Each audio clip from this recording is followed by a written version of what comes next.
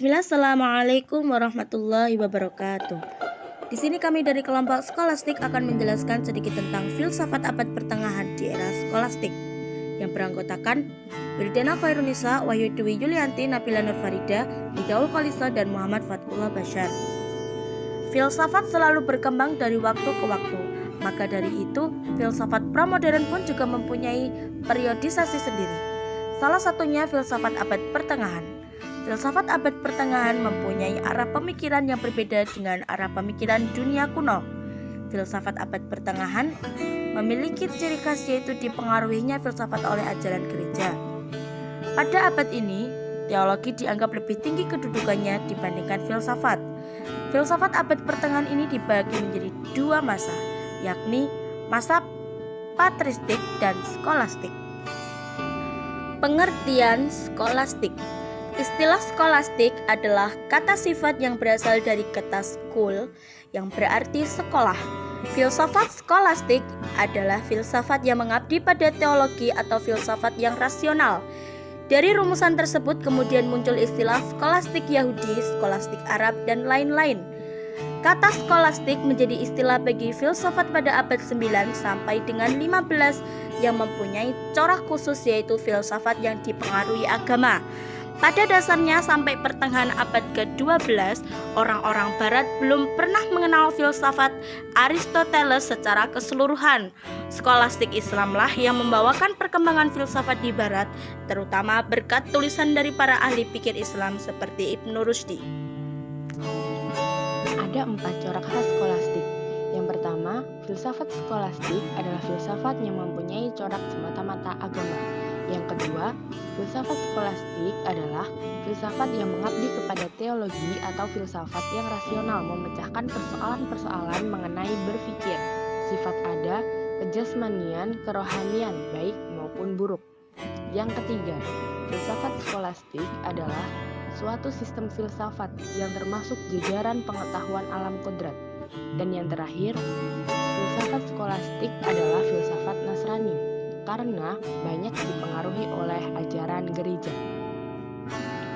Ada juga faktor tumbuh dan berkembangnya skolastik. Yang pertama, faktor religius. Faktor keagamaan mengacu pada kondisi lingkungan pada saat itu yang membentuk kehidupan beragama. Mereka percaya bahwa kehidupan di bumi ini adalah perjalanan menuju kota suci Yerusalem, bahwa dunia ini ibarat negeri asing dan hanya tempat menitikkan air mata atau tempat duka. Sebagai dunia yang rumahnya adalah surga, manusia tidak bisa mencapai kampung halamannya atau surga sendirian, sehingga harus dibantu. Dan yang kedua ada faktor ilmu pengetahuan. Pada saat itu telah banyak didirikan lembaga pengajaran yang diupayakan oleh biara-biara gereja ataupun dari keluarga istana. Kepustakaannya diambilkan dari para penulis Latin, Arab Islam, dan Yunani. Masa skolastik terbagi menjadi 3 periode. Skolastik awal, skolastik puncak, dan skolastik akhir. Skolastik awal pada tahun 800 hingga tahun 1200. Antara abad ke-5 dan ke-8 Masehi, pemikiran filosofis paternalisme mulai mengalami kemunduran dan dianggap kacau, terutama pada abad ke-6 dan ke-7, sebab pada saat itu terjadi penyerangan terhadap bangsa Romawi yang menyebabkan runtuhnya kekaisaran Romawi dan peradaban yang telah mereka bangun selama berabad-abad. Baru pada abad ke-8 Masehi, kekuasaan di bawah kekuasaan Ptolemaic pada tahun 742 hingga tahun 814 berhasil menciptakan suasana tenang dalam bidang politik, budaya, dan ilmu pengetahuan, termasuk kehidupan manusia dan pemikiran filsafat, yang semuanya menandai dimulainya rekonstruksi. Kebangkitan ini merupakan kejayaan abad pertengahan, yang mana arah pemikirannya sangat berbeda dengan pemikiran sebelumnya. Ini adalah era baru bagi orang Eropa.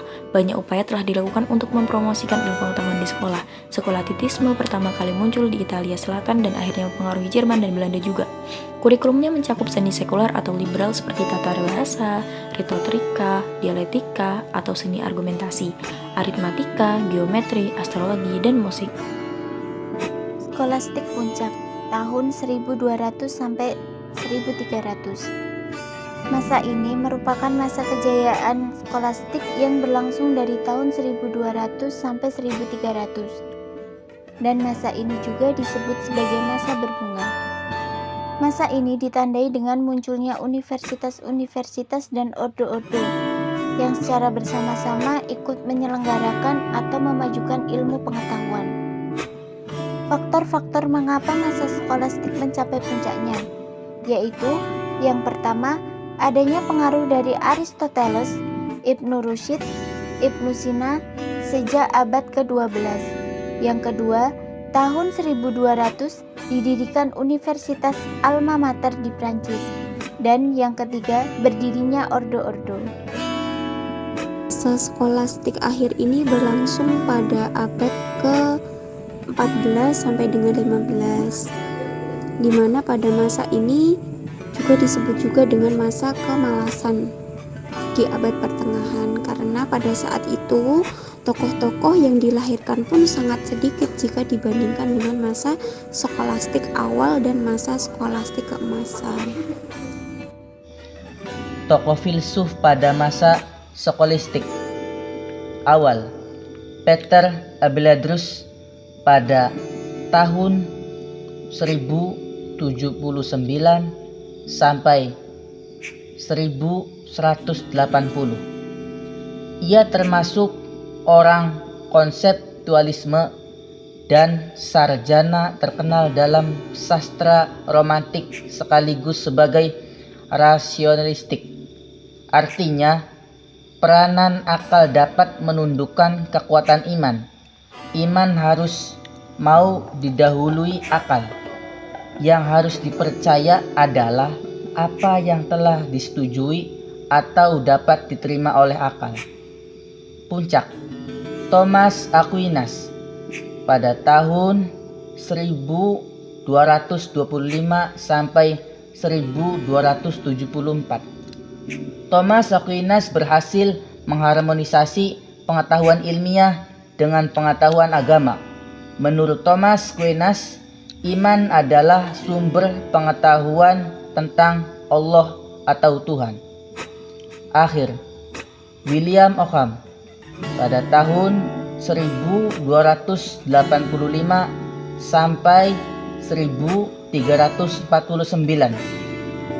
Ia menolak ajaran Thomas dan mendalilkan bahwa kenyataan itu hanya terdapat pada benda-benda satu demi satu dan hal-hal yang umum itu hanya tanda-tanda abstrak.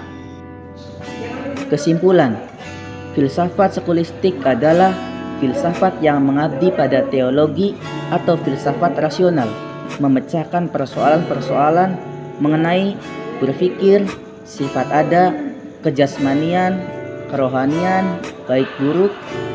Dan masa perkembangan filsafat skolastik dibagi menjadi 3 masa, yakni awal, puncak, dan akhir. Tokoh-tokoh filsuf pada masa skolastik diantaranya adalah Peter Abelardus, Albertus Magnus, Thomas Aquinas, William Ockham, Nicolaus Cusanus. Masa puncaknya adalah ketika Thomas Aquinas menjadi filsuf. Mungkin cukup sekian dari kami. Bila mana ada kebenaran itu datangnya dari Allah, dan bila mana banyak kesalahan itu datangnya dari kami sendiri. Dan akhirnya, Assalamualaikum warahmatullahi wabarakatuh.